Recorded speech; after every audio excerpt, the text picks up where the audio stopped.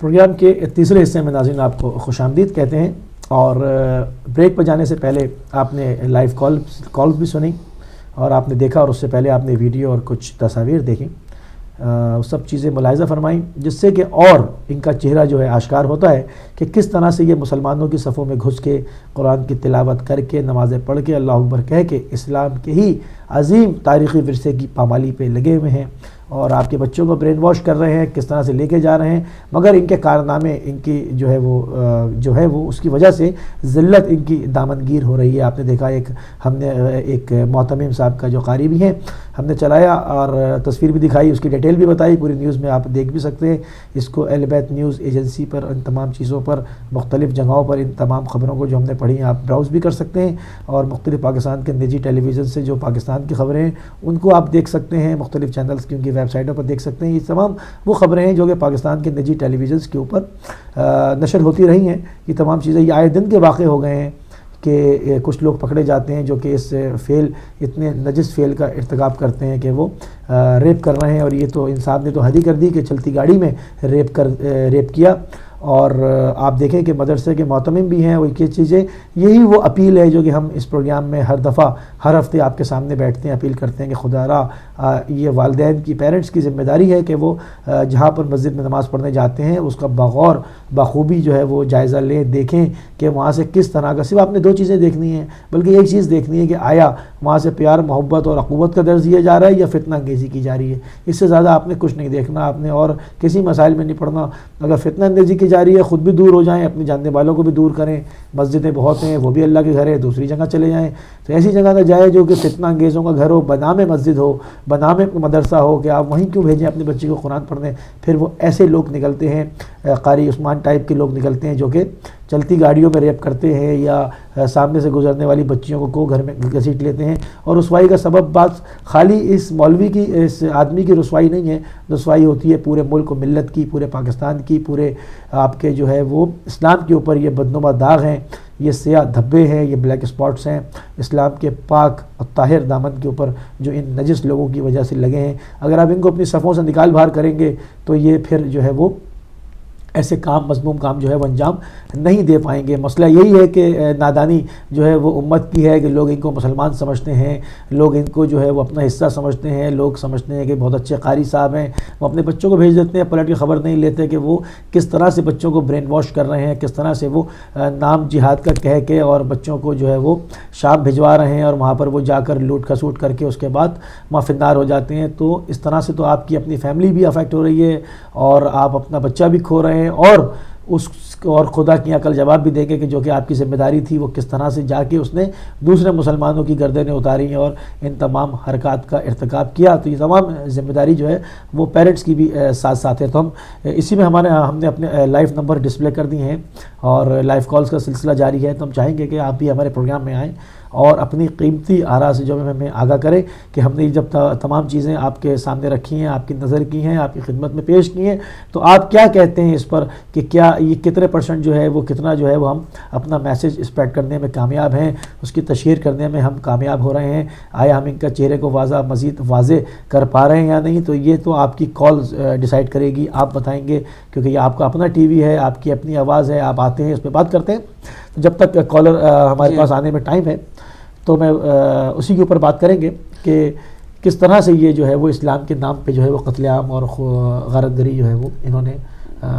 برپا کی ہوئی ہے۔ جی ہاں، آپ دیکھیں نا کہ ایک والدین اپنے بچوں کو اس لیے قاری کے پاس بھیجتے ہیں، یا ایک عام انسان بھی، اگر ایک عام مسلمان بھی ہو تو عام مسلمان بھی ایک عام مسلمان عورت کی عزت کا محافظ ہوتا ہے، اور اسپیشلی اگر وہ اسکالر ہو، کوئی مولانا ہو، کوئی قاری ہو، تو اس پہ تو انسان کا اور ٹرسٹ ہو جاتا ہے کہ یہ پروردگار کے نزدیک ہے، اس کو سبھی شرعی مسئلوں کے بارے میں پتہ ہے، یہ ہمارا عزت کا اور زیادہ محافظ ہوگا کیونکہ اس کے دل میں اللہ کا خوف ہے۔ اور جس طرح بتا رہے ہیں کہ وہ حافظ قرآن بھی تھا، جس نے پورا قرآن حفظ کر کے بھی اگر اس کے اندر معتمم قاری نصیر عثمان صاحب، جی ہاں، مدرسے محمدیہ مانسیرہ کے محتمم، دیکھ لیں پرنسپل، ہاں تو دیکھ لیں آپ پرنسپل، عہدہ دیکھیں، عہدہ دیکھیں، کام دیکھیں اور کام دیکھیں۔ تو مطلب صرف میں سمجھتی ہوں کہ جیسے آپ کہہ رہے ہیں کہ اللہ واقعی عزت اور ذلت دینے والا ہے، کس کی اب یہ ذلیل تو ہو رہا ہے، ذلالت تو اس کی دکھائی دے رہی ہے، لیکن آپ یہ دیکھیں کہ اس بیچاری جو 2 بچیاں ہیں ان کی پوری زندگی تباہ ہو گئی، اور ان کے والدین کے لیے کتنی شرم کی بات ہے. مطلب کہنے کا دیکھیں مقصد خالی اس شخص کو مطلب ذلیل کرنا نہیں ہے, نہیں, بات یہ ہے کہ یہ ملت کی کتنی بڑی رسوائی کا سبب بن رہا ہے. جی ہاں. آیا آپ کے انسٹیٹیوشنز کیا کر رہے ہیں؟ مطلب مسلمانوں کے پاس جو رہبر ہیں, آپ نے جیسے صحیفہ سجادیہ کا حوالہ دیا, جی ہاں, مطلب مکارم اخلاق کا اس نے حوالہ دیا, آپ نے رسالۃ الحقوق کا حوالہ دیا, جی ہاں, تمام چیزیں میں نے سنی کہ اس میں کس مطلب, بلکہ میں ایک چھوٹی سی مثال پیش کروں. میرا ابھی حالیہ ہفتے میں آیت اللہ تشریف لائے ہوئے تھے ایران سے, اور چونکہ پاکستانی ہیں تو ان سے میری بات چیت ہوئی, ان سے ان تمام چیزوں کے اوپر ڈسکشن ہوئی. تو انہوں نے بڑی اچھی بات کی. انہوں نے کہا کہ آپ خود ایک باپ ہیں, تو آپ اپنے بچے کو کیا بنانا چاہیں گے؟ جی, مطلب میں نے یہی کہا کہ ظاہری بات ہے ہر انسان کی خواہش یہ ہوگی کہ وہ اس سے اچھا بنے. ہاں, اس سے اچھا بنے, اس سے اچھا بنے, جو چیزیں ہم نہیں کر پائے ہمارا بچہ اس سے بھی ہم سے بھی زیادہ بلندی پہ. اچھا چلے, معصوم تو ظاہری بات ہے تمام امور پہ احاطہ کیا ہوا ہے, مگر ایک مطلب ایک مثال انہوں نے پیش کی سمجھانے کے لیے. تو آپ کو امام کیا بنانا چاہیں گے؟ آپ کو نبی کیا دیکھنا چاہیں گے امت کو؟ یہ چاہیں گے نا کہ آپ بہت ہی اعلیٰ و عرفہ منزل پہ پہنچیں, نہ کہ آپ کی شفاعت کرانے آئیں کہ آپ پٹ رہے ہوں, معافیاں مانگ رہے ہوں, ایسے اعمال کر کے جائیں اور شفاعت کرائی. تو اس میں کیا کمال, انسان کے لیے کیا کمال ہے؟ وہ تو کرا لیں گے, ایک بات ہے نا. مگر بات تو وہاں ہے کہ جب وہ خوشی سے کہیں کہ دیکھو میرا چاہنے والا آ رہا ہے, بے شک, تو وہ ایسے مقام پر دیکھنا چاہتے ہیں انسان کو. تو وہ جو آپ نے مکارم اخلاق وہ تمام چیزیں پیش کی, تو وہ ہمیں دیکھنا یہ چاہتے تھے ہمارے کیا مدرسوں سے نکل کیا رہا ہے. بے شک, اور جس طرح آپ اس چیز کا حوالہ دے رہے ہیں, وہ چیزیں اگر انہوں نے پیش کی ہیں اور انہوں نے ہمیں بتایا ہے تو وہ چیزیں ہمارے لیے پیش کی گئی ہیں. الحمدللہ وہ تو اس بلندی پہ تھے کہ نجاست ان سے بہت کوسوں دور تھی, نجاست تو ان کے پاس بھی نہیں آ سکتی. تو ابھی آپ کی بات کو آگے لے کر چلوں, کتنی خوبصورت بات آپ نے کہی ہے کہ ہمیں وہ کیا بنانا چاہتے ہیں. مطلب یہ ہے کہ اگر ہم نجس ہوں گے, ہم ناپاک ہوں گے, ہمارے اعمال ناپاک ہوں گے, تو کیا وہ ہمیں اپنے پاس بلائیں گے؟ ان سے تو نجاست کوسوں دور ہے. دیکھیے اگر انہوں نے آپ میں توبہ اللہ کری, معاف بھی کر دیا, تو وہ درجات تو انسان حاصل نہیں کر سکتا, کیونکہ ایک چیز وہ جو بنانا چاہ رہے ہیں, جی ہاں, وہ آپ کو کہاں دیکھنا چاہ رہے ہیں. جی ہاں, بات یہ ہو رہی ہے. تو وہی ہم اپیل کرتے چلے آئے اس پروگرام میں کہ, اور اس پہ آواز اٹھاتے چلے آئے کہ چودھری نثار صاحب وزارت داخلہ جی ہاں, کہہ چکے کہ 10% مدرسے جو کہ حالانکہ اس سے کوئی زیادہ دہشت گردی میں ملوث ہیں, مگر چلیں 10% ہی کچھ کہا تو آپ نے جی, کہ 10% مدرسے جو ہیں وہ دہشت گردی میں ملوث ہیں. تو اس کی لسٹ کہاں ہے؟ کیسے لوگوں کو پتہ چلے گا کہ اپنے بچوں کو حفظ قرآن کے لیے,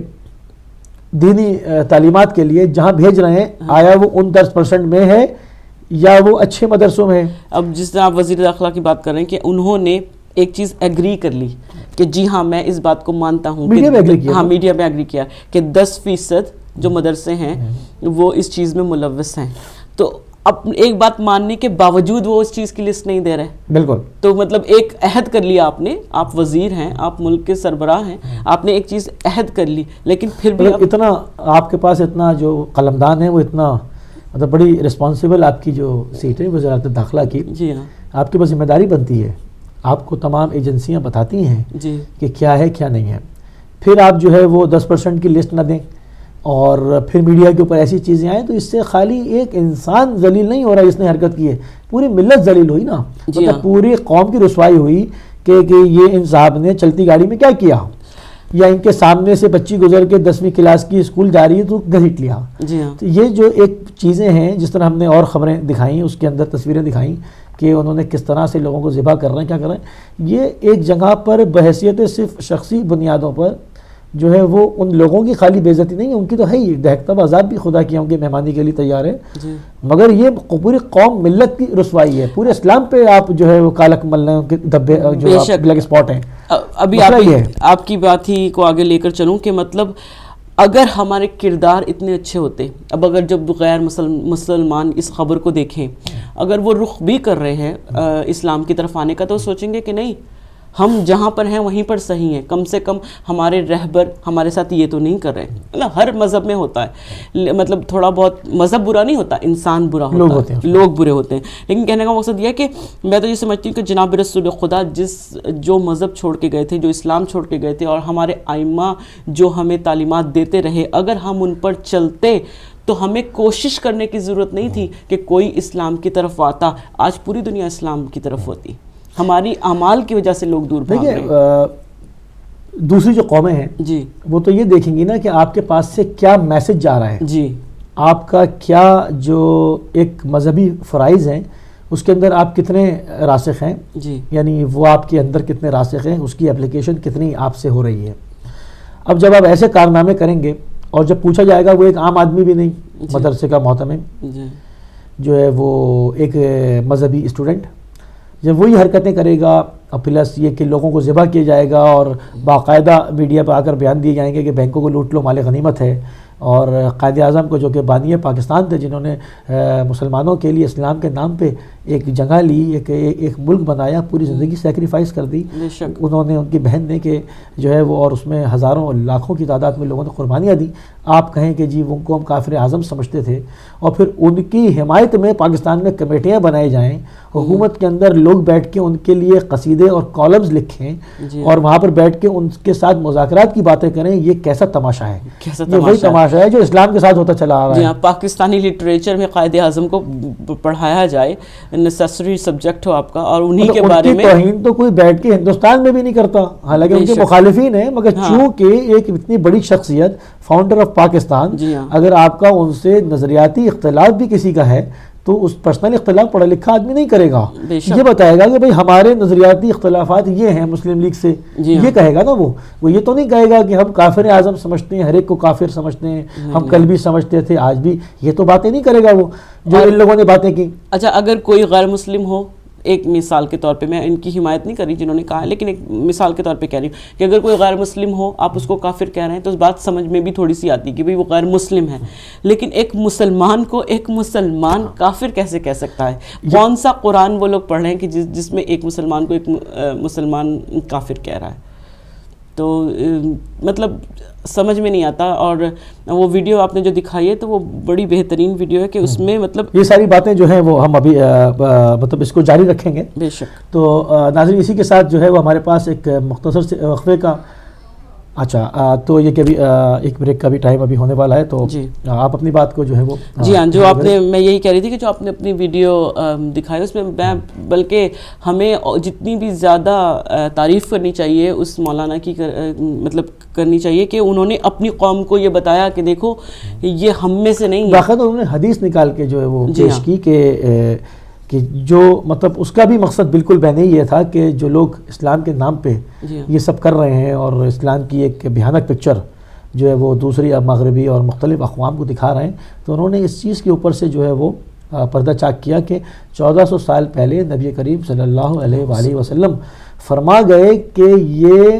خوارج ہیں، ان کا تعلق مسلمانوں سے نہیں ہے، یہ قرآن پڑھ کے، قرآن ہاتھ میں لے کے، لا الہ الا اللہ کہہ کے یہ فتنہ کریں گے، آپ اس کو ہمارے اوپر ٹھوس نہیں سکتے کہ یہ اسلام کی ریئل پکچر ہے۔ اسلام کی ریئل پکچر نہیں ہے یہ، ہرگز ریئل اسلام۔ انہوں نے چونکہ تاریخی حوالہ دیا، اور جو لوگ پڑھے لکھے ہوتے ہیں، جو تمام یہ چیزیں جانتے ہیں، وہ جا کے اس کو براؤز کریں گے اور دیکھیں گے کہ باقاعدہ بات صحیح ہے۔ تو یہ ہماری بھی ذمہ داری بنتی ہے کہ ہم چیزوں کو جو ہے وہ آپ کی خدمت میں پیش کریں۔ تو یہ سلسلہ بات چیت کا جو ہے وہ ابھی جاری رہے گا، آپ بھی شامل ہو سکیں گے پروگرام میں، لائیو نمبر ڈسپلے ہیں۔ تو ابھی ایک مختصر سی بریک کا ٹائم ہو جاتا ہے، لیتے ہیں ایک مختصر سی بریک۔